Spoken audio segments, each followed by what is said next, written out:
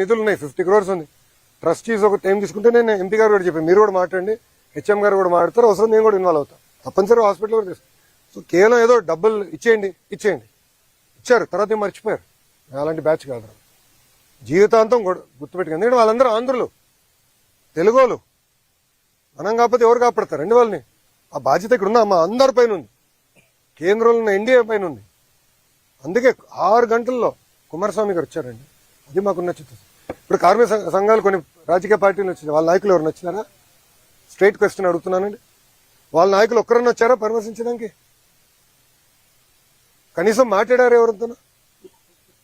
వాళ్ళు మాట్లాడరు. అక్కడ కుటుంబాలతో నేను మాట్లాడుతుంటే మీరు ప్రాక్టీస్ చేయండి, కుటుంబాలతో నేను మాట్లాడుతున్నాను. నేను చెప్పాల్సిన కుటుంబాలకు చెప్తా, నేను కుటుంబాలకు చెప్పా. వాళ్ళు ఎవరు నన్నేవాడు, వాళ్ళు మళ్ళీ కలుస్తాను కూడా నేను చెప్పా. అది మాకు ఇప్పుడు లోపల కూడా కార్మికులు ఒక ఆయన దూరం నుంచి అరుస్తున్నాడు, నేను ఎందుకు అరుస్తున్నా, దగ్గర రా, ఇంపట్లేదు స్వామి దగ్గర అని తీసుకుని మేము మాట్లాడాం. మా పోలీస్ సోదరు కంగారు పడితే చెప్పిన, ఎందుకు మీకు కంగారు, పక్కరండి, అందరిని కలిసి వెళ్తామని చెప్పి కలిసిన. సో ఆ చిత్తశుద్ధి ఎన్డీఏ ప్రభుత్వానికి ఉంది. కుటుంబాలను ఆదుకునే బాధ్యత మేము తీసుకుంటాం. మళ్ళీ విశాఖ ఉక్కుకి పూర్వ వైభవం తీసుకొచ్చే బాధ్యత కూడా మా పైన ఉంది, మేము చేస్తాం. ఓకేనా అమ్మా?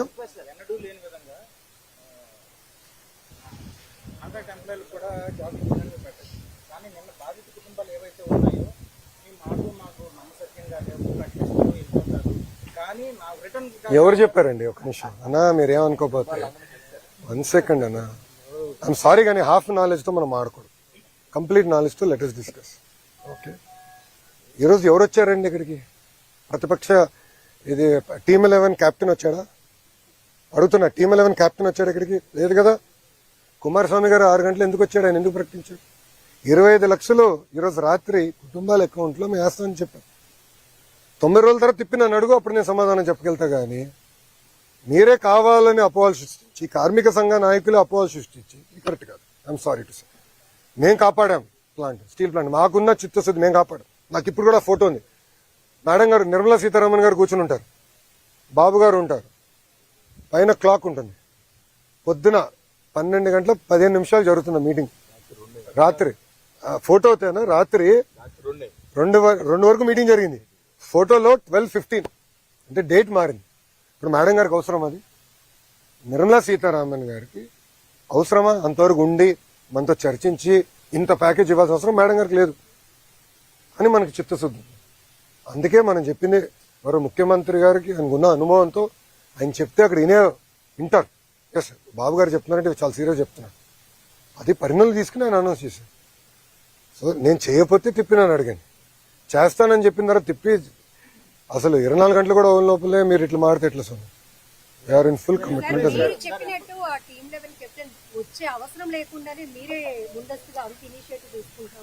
అమ్మా, ఇక్కడనే కాదు, ఇది ఎండ్ ఆఫ్ ది డే మన రాష్ట్రం, మనకున్న సమస్యలని మనమే పరిష్కరించుకోవాలి. It is our responsibility, right? ఇక్కడనే కాదు, రాష్ట్రంలో కూడా ఎక్కడ ఏ ఇన్సిడెంట్ జరిగినా, ఇప్పుడు గౌరవ హోంమంత్రి గారు బస్ యాక్సిడెంట్ కూడా వెళ్తున్నారు, గమనించారు లేరు? Any incident we are taking very serious. మాకు వాట్సాప్ గ్రూప్ ఉంది, ఇన్సిడెంట్ మేనేజ్మెంట్ అని మాకు వాట్సాప్ గ్రూప్ ఉంది. దాంట్లో గౌరవ ముఖ్యమంత్రి గారు కూడా ఉన్నారు. ఇది అడగండి, నిన్న జరిగిన 4 గంటల 45 నిమిషాలకి మేము అందరూ అలర్ట్ అయ్యాం, అందరూ మాడుకున్నాం. మళ్ళీ ఎంపీ గారితో మాట్లాడా, ఎమ్మెల్యే గారితో మాట్లాడా, గణబాబు గారితో మాట్లాడా, హెచ్ఎం గారు ఇమీడియట్ గా స్పందించారు. ఇట్స్ రెస్పాన్సిబిలిటీ అమ్మా. మేమేదో టీమ్ 11 కెప్టెన్ సమాధానం చెప్పినందుకు మేము లేము ఇక్కడ. తెలుగులకి కోసం, ఆంధ్రుల కోసం సమాధానం చెప్పాలి. మా బాధ్యత ఇది. 164 స్థానాలు గెలిపించిన తర్వాత మేము పరదాలు కట్టుకుని తిరగట్లేదు ఎవరు. పాప కార్మికుడు ఎక్కడి నుంచో దూరం నుంచి అరుస్తుంటే నన్ను ఎందుకు అరుస్తున్నానా? దగ్గర రా, దగ్గర వచ్చాడు, మేము కూర్చున్నాం, మాట్లాడుకున్నాం. నేను మందే భయ్, మన ప్లాంట్, మన రాష్ట్రం, మన సమస్యలు మనమే పరిష్కరించుకోవాలి. అంతేగాని మీరు కాబట్టి నాకేదో కొంచెం బీపీ పెరిగితే ఏం సాధిస్తాం? బీపీ వస్తుంది అంతే, సమస్యలు పరిష్కారం అవ్వు కదా. కూర్చొని పరిష్కరించాలి. ఇప్పుడు వాళ్ళు అడిగారు, కార్మికులు కూడా ఏమన్నారంటే, అన్న కమిటీ సభ్యులు వచ్చినప్పుడు ఇక్కడ ఎవరు పనిచేస్తారో వాళ్ళు కూడా కలిస్తే బాగుంటుందంటే తప్పనిసరి కలుస్తారు. ఎందుకంటే అక్కడ ఏం జరిగింది, ఎలా జరిగింది వాళ్ళు కూడా వివరంగా తీసుకుంటారు. కమిటీ ఈరోజు సాయంత్రం వస్తారు, ఉంటారు ఎక్స్పర్ట్స్. నేను స్టీల్లో మాస్టర్స్ చేయలేదు కదా, నాకు ఐడియా లేదు. ఓకేమ్మా,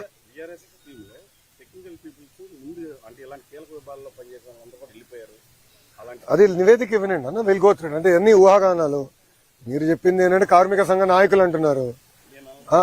మీరు ఇప్పుడు 3వ ప్రశ్న మీరు అడిగిన అన్ని ప్రశ్న అదొకటి వచ్చింది. ఎవరు అడిగారు కదా, కార్మిక సంఘ నాయకులు ఇది అన్నారు, కార్మిక సంఘ నాయకులు అంటున్నారు, వాళ్ళ సమాధానం చెప్పేదానికి నేను లేను.